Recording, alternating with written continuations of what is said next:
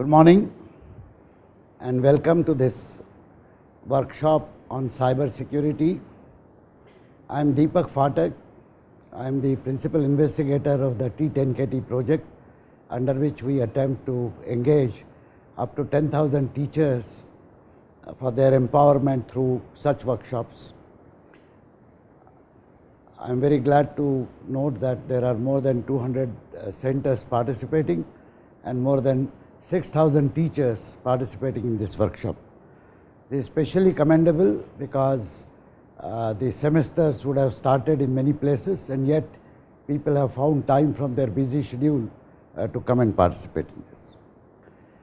It is my pleasant duty to welcome two of my colleagues who are the faculty in charge for this workshop.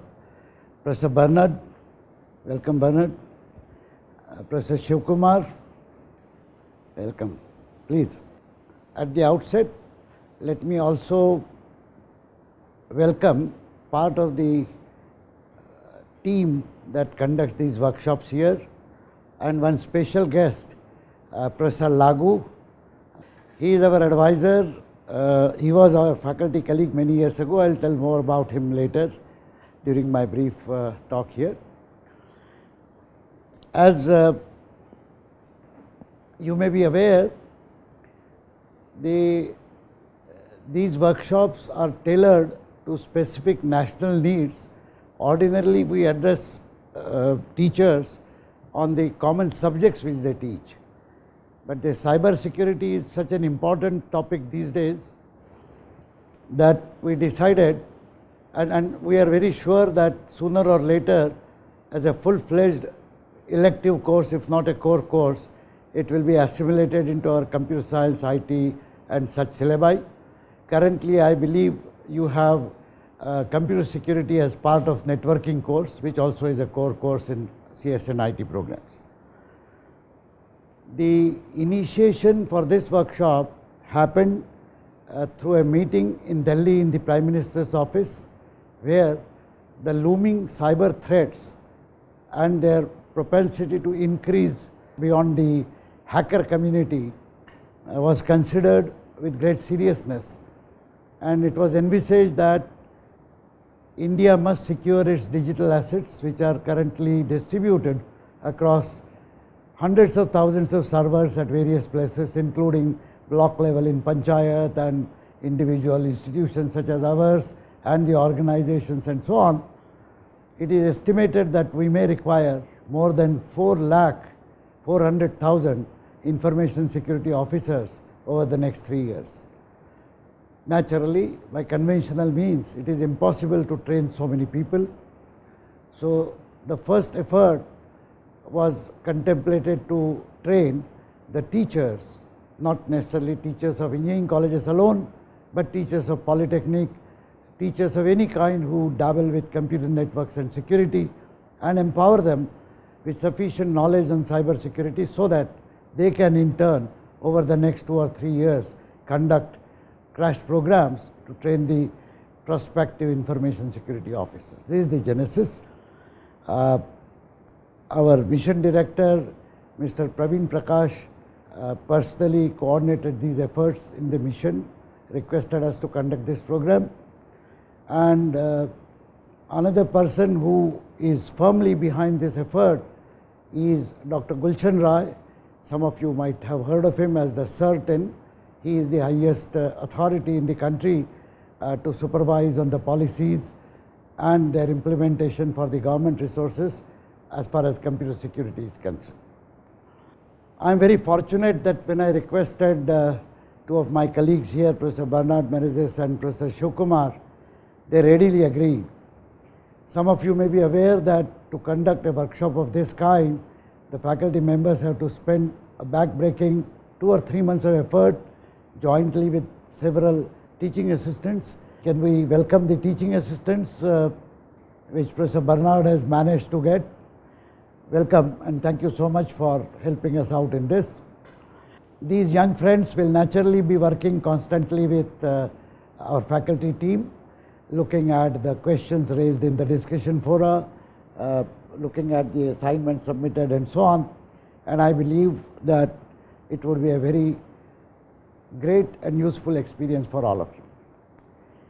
I would also like to take this opportunity to thank the workshop coordinators at more than 200 remote centers.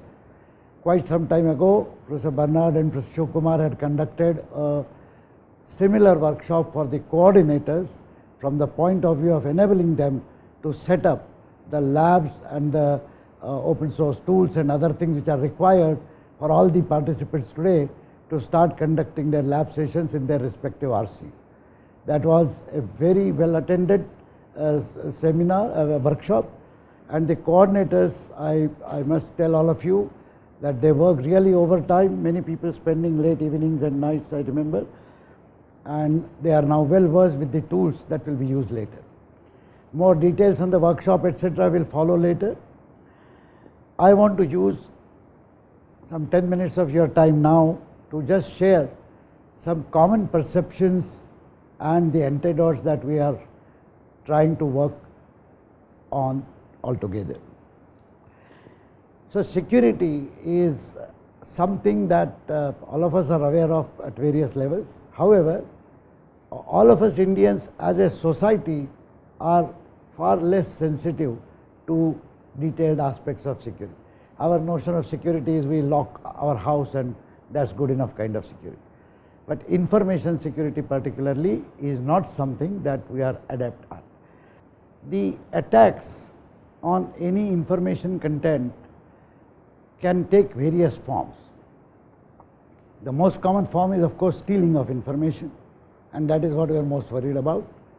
But wherever information is being disseminated, wherever information is being used, wherever transactions are being done, particularly online transactions, there is an equally great danger of hackers clobbering up all our servers and denying the service to the genuine user. This is called the denial of service attack, if I am not mistaken.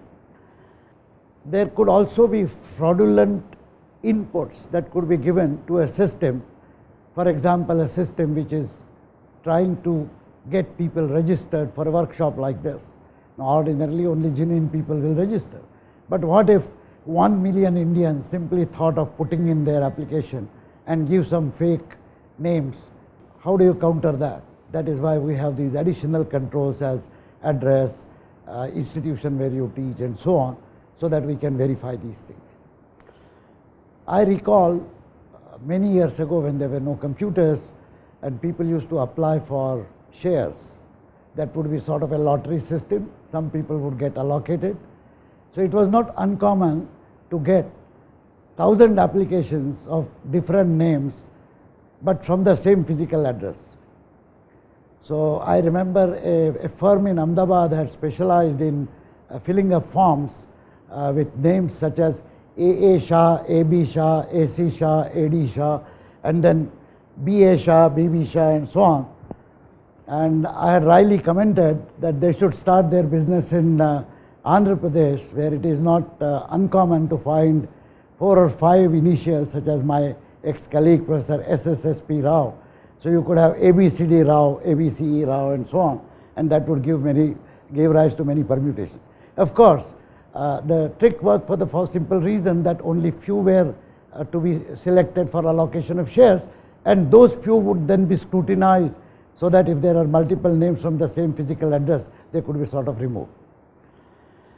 You can imagine a denial of service attack even in the conventional information dissemination network. Let's say there is a municipal corporation window which is accepting some forms for gas connection or electricity connection or something like that. Now there is a genuine customer like you and I who would go and you will find a queue, and let's say you find a queue of 500 people. You might just decide to come next day, or you might stand behind those 500.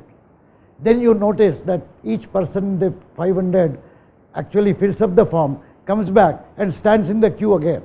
So basically these are 500 fake customers whose only ambition in life is to deny service to genuine customers. This example is not hypothetical anymore, because as all of you know, in modern days online transactions, this is exactly what results in denial of service attacks, and then its larger brother, the distributed denial of service. Unfortunately, my knowledge of computer security and attacks roughly ends at this point. Fortunately, we have people who are great experts in these things. Let me tell you that both of them have been involved in advising many large organizations, government organizations, on how to establish security measures. They themselves are accomplished faculty members. Bernard has written a book. In fact, I persuaded him to consider keeping that book as the reference material. I believe the books have been obtained. Most probably they have been distributed to the remote centers. I do not know, but please check up with your workshop coordinators. I believe that the books that we had procured should have reached the remote centers. I also request workshop coordinators, if there is any shortage, they should immediately let us know so that additional copies could be sent by the workshop team here. Talking about cyber security, I would like all of you to remember an Estonian incident. I think it was 2002, when the entire Estonian commercial systems practically came to a halt because of a massive attack. It took 2 days for Estonia to recover. What is more important is that later on it was established that this attack did not come from a group of hackers. It actually was a state-sponsored attack. Needless to add, understanding the importance of attacking information resources, different states have started using these as part of a war weapon. So essentially, the future wars are likely to be fought not only the conventional way, but in the cyberspace using these cyber attacks. A nation therefore has to guard against such attacks assiduously, and that is exactly what hopefully is the policy and desire of the Government of India, and that is why we are here talking. I will make only 2 concluding remarks. One, as far as this workshop is concerned, please remember that it is not just a subject that you will be teaching, but you will be teaching people, not only your students but other people, empowering them to fight such threats. It is very, very important, very, very vital, not only for your individual institutions, other individual organizations, but to nation as a whole. The second point I would like to make is that whenever such workshops are conducted, the workshop schedule is ordinarily adhered to, but often there is some delay in starting something, some delay in getting a cup of tea, for example, during the tea break and so on. At IIT Bombay, we have tried desperately over last several years to establish very strong and firm practices of discipline. You would have noticed that we started exactly at 9:30 this session. All sessions will start sharp on time. Since the remote centers are required to be connected on internet and there is some work that needs to be done, I request workshop coordinators once again to ensure that their labs and facilities are opened at 9 o'clock, that their technical staff comes there at 9, and that the entire login, check-in, etc. happens well before 9:30.